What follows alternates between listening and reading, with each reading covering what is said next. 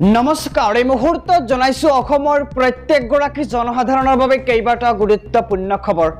আজি হৈছে 26 জানুৱাৰী। আজিৰ দিনটোতে অসমৰ লগতে ভাৰতবৰ্ষৰ বিভিন্ন প্ৰান্তৰ পৰা কেইবাটা গুৰুত্বপূৰ্ণ খবৰ একত্ৰিত কৰা হৈছে।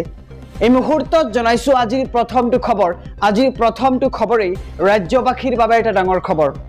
মুখ্যমন্ত্ৰী ডক্টৰ হিমন্ত বিশ্ব শৰ্মাৰ 10টা বৃহৎ ঘোষণা। চাকৰি, অৰুণোদয়, ৰেচন কাৰ্ড আৰু ভূমিপট্টাক লৈ ডাঙৰ খবৰ ৰাজ্যবাসীৰ বাবে। 3 লাখ লোকক শীঘ্ৰেই দিয়া হ'ব মাটিৰ পট্টা। শীঘ্ৰেই 35,000 নিবনুৱাক নিযুক্তি দিয়াৰ লক্ষ্য অসম চৰকাৰৰ।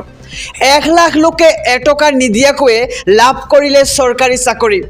কাজিৰঙাত 32 কিলোমিটাৰ দৈৰ্ঘ্যৰ উৰণীয়া সেতুৰ নিৰ্মাণ আৰু 2026 চনৰ আগতে সম্পন্ন হ'ব ব্ৰহ্মপুত্ৰৰ সুৰংগৰ কাম।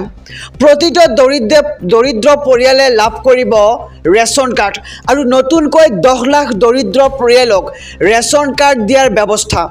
প্ৰতিটো পৰিয়ালে পাব 5 কেজিকৈ চাউল আৰু অৰুণোদয় থকা প্ৰতিটো পৰিয়ালে ৰেচন কাৰ্ড পাবই। আৰু অৰুণোদয় আৰু ৰেচন কাৰ্ড সংলগ্ন কৰাৰ লক্ষ্য এইবাৰ চৰকাৰৰ। লগতে দৰিদ্ৰ লোকৰ উত্থানৰ বাবে অহৰহ কাম কৰি আহিছে প্ৰধানমন্ত্ৰীয়ে।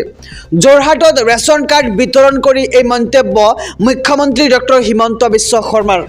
এই মুহূৰ্তত জনাইছো আজিৰ 2 নম্বৰ খবৰটো। অহা 16 ফেব্ৰুৱাৰীত ভাৰত বন্ধৰ ঘোষণা। কেইবাটাও কৃষক সংগঠনে ভাৰত বন্ধৰ আহ্বান কৰিছে। সংযুক্ত কিষাণ মৰ্চা, ভাৰতীয় কিষাণ ইউনিয়ন সহ কেইবাটাও কৃষক সংগঠনে সাব্যস্ত কৰিব প্ৰতিবাদ। লোকসভা নিৰ্বাচনৰ মোদী চৰকাৰৰ বিৰুদ্ধে সৰব কৃষকসকল। কেইবাটাও দাবী লৈ পুনৰ ৰাজপথত নমাৰ সিদ্ধান্ত কৃষক সংগঠনৰ। আৰু MSPৰ আইনী নিশ্চয়তা, নিবনুৱা সমস্যা, অগ্নিবীৰ আঁচনিৰ বিৰুদ্ধে সৰব কৃষক সংগঠন।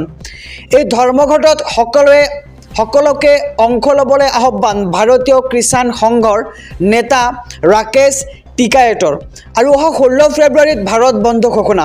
কেইবাটাও কৃষক সংগঠনে ভাৰত বন্ধৰ আহ্বান কৰিছে। এই মুহূৰ্তত জনাইছো আজিৰ 3 নম্বৰ খবৰটো। অসমলৈ আহিছিল 2জন ৰাহুল গান্ধী, এজন আচল আৰু আন এজন নকল। ন্যায় যাত্ৰাৰ বাছত আছিল ডুপ্লিকেট ৰাহুল গান্ধী আৰু ন্যায় যাত্ৰাৰ বাছত আছিল ৰাহুল গান্ধীৰ বডি ডাবল। বাছৰ পৰা জনতাক অভিবাদন জনোৱাজন আছিল ৰাহুল গান্ধীৰ বডি ডাবল। আৰু ৰাহুল গান্ধীৰ বিৰুদ্ধে গুৰুতৰ অভিযোগ মুখ্যমন্ত্ৰী হিমন্ত বিশ্ব শৰ্মাৰ। ৰাহুল গান্ধীৰ দৰে দেখা এজন ডুপ্লিকেট ৰাহুল গান্ধী আহিছিল অসমলৈ। ইণ্ডিয়া টুডেৰ প্ৰতিবেদনৰ ভিত্তিত মুখ্যমন্ত্ৰীৰ ডাঙৰ অভিযোগ আৰু সাব্যস্ত। সম্ভৱতঃ ন্যায় যাত্ৰাৰ বাছত বহি আছিল 2জন ৰাহুল গান্ধী। ডুপ্লিকেট ৰাহুল গান্ধী খিৰিকীৰ কাষত বহাই ভিতৰত বহি আছিল ৰাহুল গান্ধী আৰু বাছত ৰাইজে দেখা পোৱাজন আছিল ৰাহুল গান্ধীৰ বডি ডাবল। ৭৫তম গণৰাজ্য দিৱস লৈ জিলাই জিলাই সাজু প্ৰশাসন। গণৰাজ্য দিৱসৰ কেন্দ্ৰীয় কাৰ্যসূচীত খানাপাৰাত পতাকা উত্তোলন কৰিব মুখ্যমন্ত্ৰী ডক্টৰ হিমন্ত বিশ্ব শৰ্মাই। ডিব্ৰুগড়ত পতাকা উত্তোলন কৰিব মন্ত্ৰী ৰঞ্জিত দাসে। যোৰহাটত গণৰাজ্য দিৱসৰ পতাকা উত্তোলন কৰিব অতুল বৰাই। তেজপুৰত UG ব্ৰহ্ম, ধুবুৰীত চন্দ্ৰমোহন পাটোৱাৰী আৰু শিলচৰত পতাকা উত্তোলন কৰিব পৰিমল শুক্লবৈদ্যই।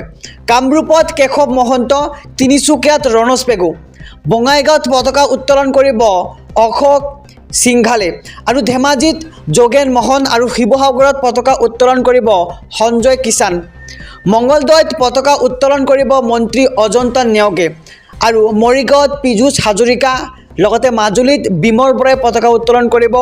ইয়াৰ লগতে গোলাঘাটত পতাকা উত্তোলন কৰিব জয়ন্ত মল্ল বৰুৱাই। গোৱালপাৰাত পতাকা উত্তোলন কৰিব নন্দিতা গাৰ্লছাই। মুখ্যমন্ত্ৰী ডক্টৰ হিমন্ত বিশ্ব শৰ্মাৰ বৃহৎ ঘোষণা। ৰেচন কাৰ্ড থাকিলে 600 টকাতে লাভ কৰিব গেছ চিলিণ্ডাৰ। মুখ্যমন্ত্ৰী হিমন্ত বিশ্ব শৰ্মাৰ বৃহৎ ঘোষণা। 300 টকাকৈ ৰাজসাহায্য দিব এইবাৰ চৰকাৰে।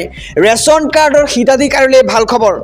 বজাৰত পোৱা 900 টকাৰ গেছ চিলিণ্ডাৰ এতিয়া মুখ্যমন্ত্ৰী হিমন্ত বিশ্ব শৰ্মাৰ চৰকাৰে দিব 600 টকাত। উজ্জ্বলা যোজনাৰ অধীনত লাভ কৰিব এই সুবিধা। ৰেচন কাৰ্ড থকা পৰিয়ালক শীঘ্ৰেই এই সুবিধা দিব চৰকাৰে। ৰেচন কাৰ্ড থকা প্ৰতিটো পৰিয়ালে পাব উজ্জ্বলা আঁচনিৰ সুবিধাও। ৰেচন কাৰ্ড থাকিলে 600 টকাতে লাভ কৰিব গেছ চিলিণ্ডাৰ আৰু মুখ্যমন্ত্ৰী হিমন্ত বিশ্ব শৰ্মাৰ এই বৃহৎ ঘোষণা। 300 টকাকৈ ৰাজ সাহায্য দিব এবাৰ চৰকাৰে।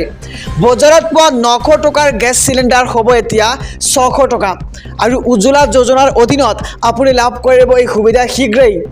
এই সুবিধা লাভ কৰিব আপুনি আৰু ৰেচন কাৰ্ড থকা পৰিয়ালক শীঘ্ৰেই এই সুবিধা দিব চৰকাৰে।